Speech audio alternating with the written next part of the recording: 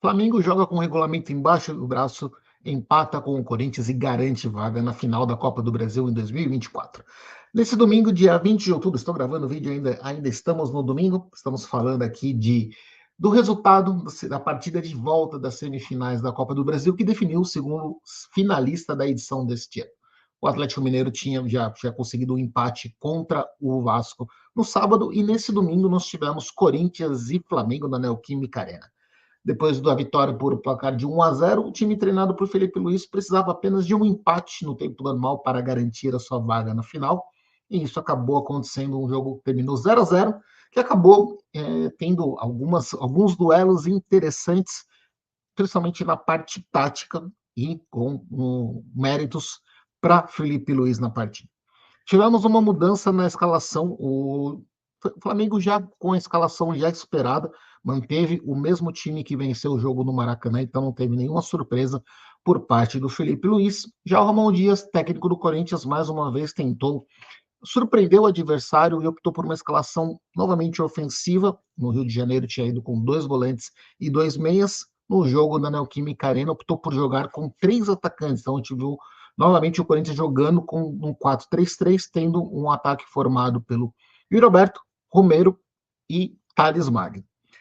E no começo do jogo, o que a gente viu foi uma partida marcada por muita marcação dos dois lados. Logo de cara, com menos de 10 minutos, o Flamengo já teve um gol anulado por impedimento corretamente marcado, mas muita marcação, muitas faltas, muitos erros de passe dos dois lados, com dificuldades das duas equipes em criar jogadas. Então a gente teve um jogo muito truncado no primeiro tempo.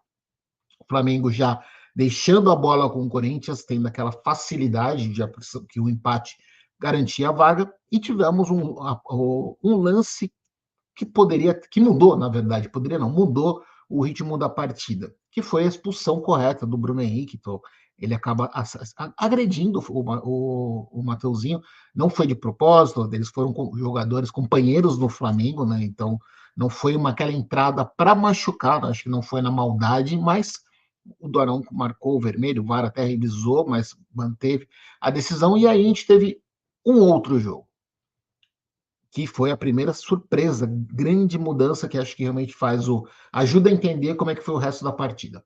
O Felipe Luiz, ele tira o Gabigol, então ele perde o seu atacante de velocidade para puxar contra-ataque, e teoricamente, você pensando, como a maioria dos treinadores, manteriam a formação, deixaria o Gabigol centralizado e o resto do time, num contra-ataque, deixar o Gabigol isolado, sendo o jogador para receber bolas na frente, ser municiado pelos atacantes, por Gerson, pelo Arrascaeta, pelo Nicolas de la Cruz, Alexandre, Wesley, todas as opções ofensivas que o Flamengo tinha para campo.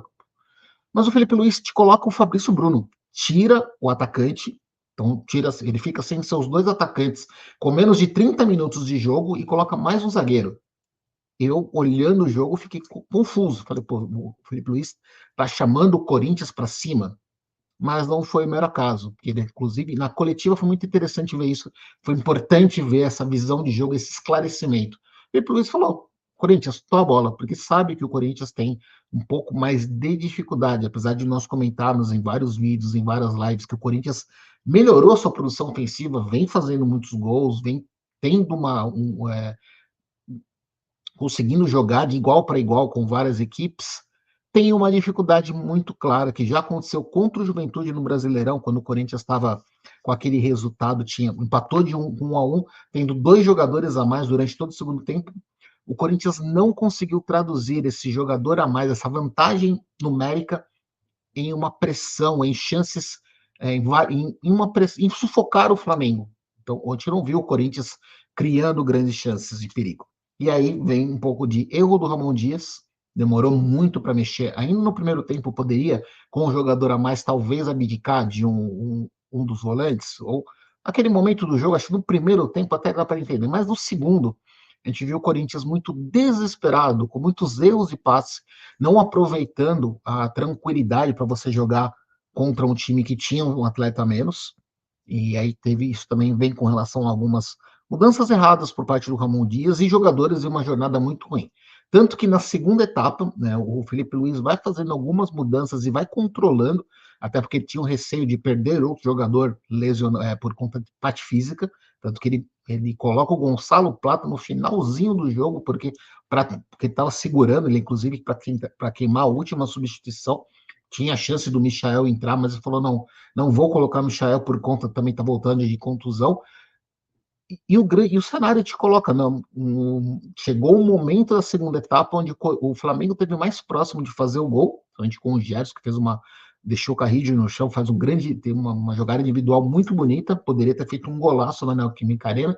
Gerson, mais uma vez, foi para mim o destaque da partida, não repetiu, claro, não foi aquele destaque do confronto de ida no Maracanã, mas no segundo tempo, quando ele foi o cara que ficou mais avançado, né, sem os atacantes que o Flamengo não tinha mais em campo, o Gerson, e depois alternava com a Arrascaeta para ficar um pouco mais ofensivo, para tentar segurar a bola na frente, e fez isso muito bem. Então o Gerson foi para mim, inclusive, numa partida que tecnicamente deixou a desejar, talvez a expulsão pesou nessa parte, eu imaginava que a gente teria um jogo mais interessante, uma partida de futebol, um espetáculo melhor, e acabou nessa parte me desagradando um pouco, por conta disso, mas pela postura. E o Flamengo jogou com o regulamento embaixo do braço, garantiu a classificação merecida. Teve o Gerson com uma grande atuação, a zaga formada, o trio de zaga, quando entrou o Fabrício Bruno, lá do Léo Pereira e do Léo Ortiz, acabou tendo até o Léo Ortiz acabou se mexendo bastante, né? Já jogou com o Tite como volante, mas a linha defensiva do Flamengo atuou muito bem, não deu espaço. O Corinthians teve pouquíssimas chances de gol. Teve uma finalização do Yuri Alberto que o Rossi trabalhou, se não me engano, um chute do Carrillo. O Bidu no primeiro tempo tem um chute perigoso, e o Giovani no segundo tempo que entrou, deu um gás no ataque corintiano, deu aquela impressão que o Corinthians talvez poderia achar o gol. Aí isso é importante te dizer, o Corinthians não jogou bem. O Corinthians criou algumas chances, mas individualmente teve vários jogadores que tiveram uma jornada abaixo, então para mim acho que o Ramon Dias erra na escalação. Você ir com 3 atacantes é uma formação que eu sempre comento, se você não tem uns alas laterais que ajudam muito, ou um meio de campo extremamente criativo, você tem só o Garro de criação, que era o cara titular, e Thales, Romero e Roberto, jogadores que não são para vir buscar a bola e criar chances de perigo. E demora muito, ele não mexe nesse trio de ataque, principalmente com o Romero numa partida muito abaixo. E aí vem também as atuações ruins. O Romero, para mim, jogou muito mal. Garro, que é um jogador que eu elogio, o pessoal que me acompanha sabe que eu acho que é um jogador que você não tira de um time, ele consegue uma jogada, ele acha resolver partidas, mas contra o Flamengo, assim, eu falo realmente que num dia ruim do Garro, ele dá 2, 3 passes importantes para os companheiros.